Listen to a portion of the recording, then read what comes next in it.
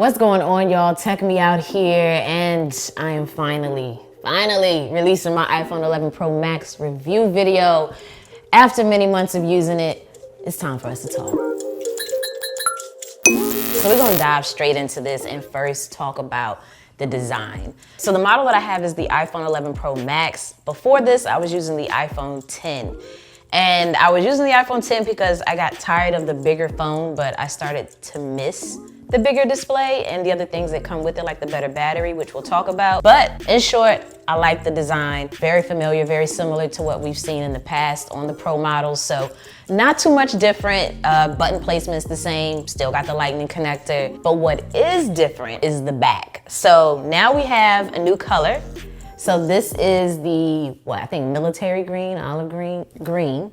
And it has a matte finish, it's textured, it feels good in your hand, it's not slippery, so a case is more optional. Material-wise, the phone is made of stainless steel and glass. So you have the stainless steel sides, and I wanna say the only new color was the green, and out of all the colors that were introduced for this iteration, I would say the green and the white were my two faves. Now, people joked a lot about these cameras on the back. They do protrude a little bit, so when you lay it down, it still does a little rock with the cameras there as they are slightly raised, so it's not even on the back. Not a problem for me though, but something I feel is still worth pointing out. Display-wise, you got a 6.5-inch Super Retina OLED display. Everything is sharp and bright, as we have come to expect from the iPhone lineup.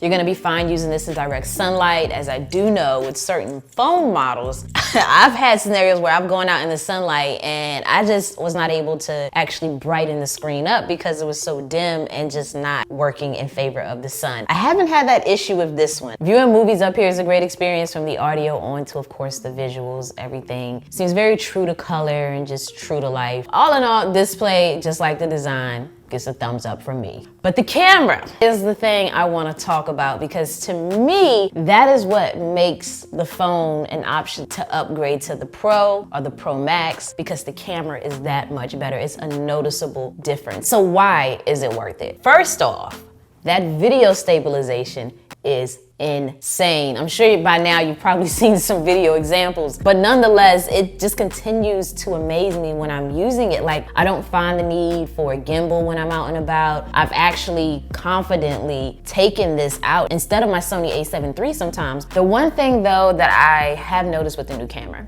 is that there seems to be a slight delay upon launching the camera app, where for a few seconds I just get like a black screen before I get an actual image preview. And sometimes that has caused me to miss the moment or think that the phone is not responding and actually go in and try to launch it again. I didn't ever find myself noticing a delay when using the iPhone 10, but I do with the iPhone 11 Pro Max, so I don't think I'm tripping. Y'all let me know if you've kind of experienced the same. So along the back, you'll notice 3 lenses. We got a telephoto lens, we got a wide angle, and a ultra wide. So with these lens options, I don't really find myself thinking or wanting an external lens to use with this. Another noticeable difference with the camera is how it smoothly transitions between these lenses. So with other phones that have the multiple lenses, sometimes you notice a slight jump or jitter in the video when you're switching between them. But with the iPhone 11 Pro and Pro Max, it is just smooth. Once you go from one to the other, your mind doesn't process that you did when you're viewing the content, because there's no pause or interruption from them going from one lens to the next. You can also start recording instantly while you're capturing an image.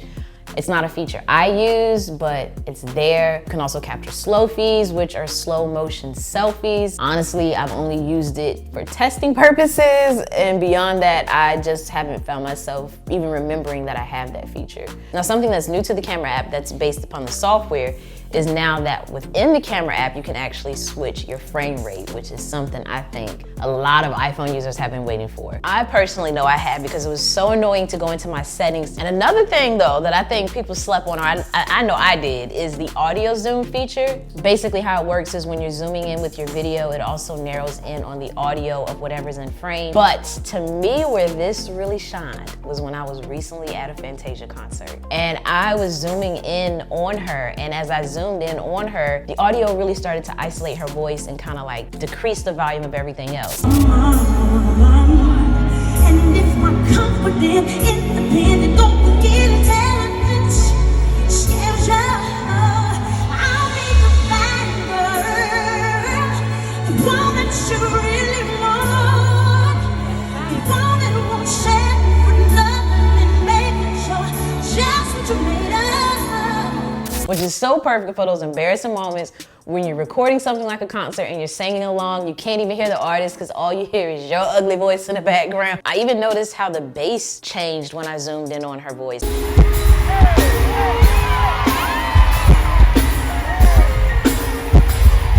The low light capabilities are good. Night mode is gonna be automatically activated. You don't have to turn it on. So how that works is basically when you go to capture an image, you're gonna notice an icon in the corner and a number.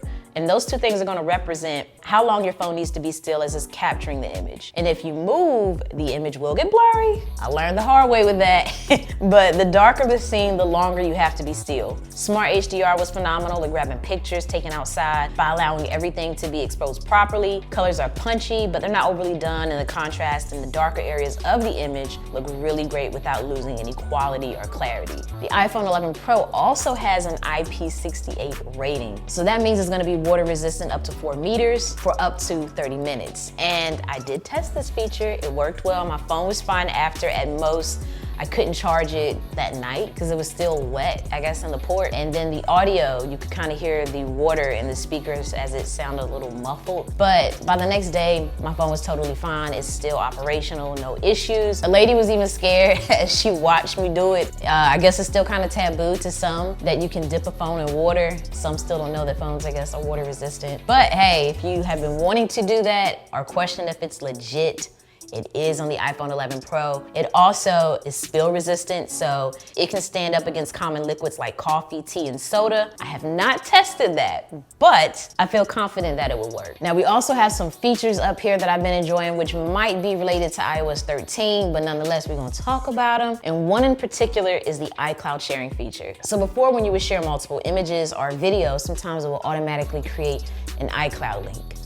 Hated that with a passion. But now you can go in and customize how it's sent. So you can designate if it's gonna send as a link or if it's just gonna send as an individual video, which for me saves me time and headache because I always wanted to send as an individual video. The one thing though I did not like is the rearrange apps option now. Like you have to long press and then choose edit home screen, I think. So it's an extra step. Something else that I noticed that I don't know if it's just me, but links within my notes, it's like it overestimates the outer area of the link. So when I'm trying to tap on the text next to the link, it automatically takes me to whatever the link is. But I don't know, maybe that's once again user error. I'm also still struggling with the new haptic touch or haptic thingy. Not sure what the technical name is, but instead of doing the like force press where you push really hard on the screen, you now do more of like a long press and then it pulls up the 3D touch. That's what it was called, 3D touch. It then pulls up the additional options that you normally would get when you did the 3D touch. Face ID is also supposed to be 30% faster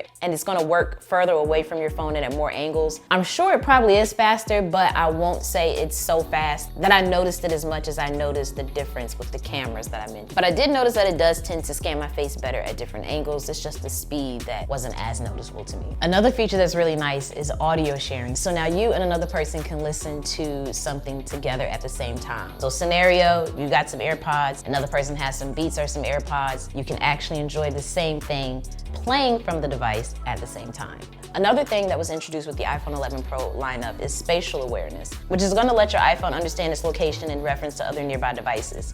So this has been really great for me during scenarios where I'm in a busy place like a mall or something, and I'm trying to share an item with a friend. In the past, it would see everyone around me and then that person, but now if I point my phone towards them, it sees that person first and then everyone else. So you can do things like AirDrop a lot quicker. Moving on to the speakers. Of course, they're legit, just like everything else we've been talking about. It's great, no issues there. Everything's nice and loud.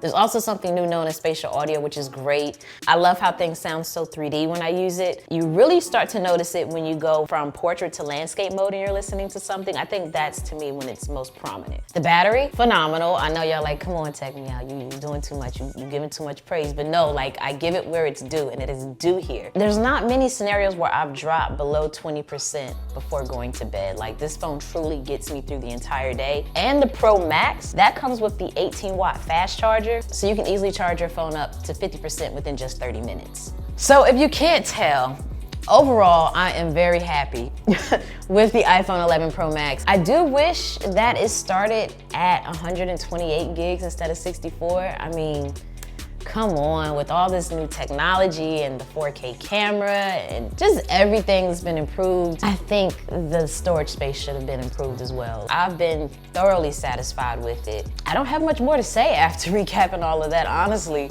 but I am interested to hear your thoughts of it. I'll be sticking around for a little bit after the video to chat with you all down below in the comment section, so feel free to let me know your thoughts. But those are mine in a nutshell. I'm gonna have additional information about it linked below. If you enjoyed the video, you can feel free to give it a thumbs up and subscribe if you want some more content. And as always, thanks for taking the time out to let me tech you out.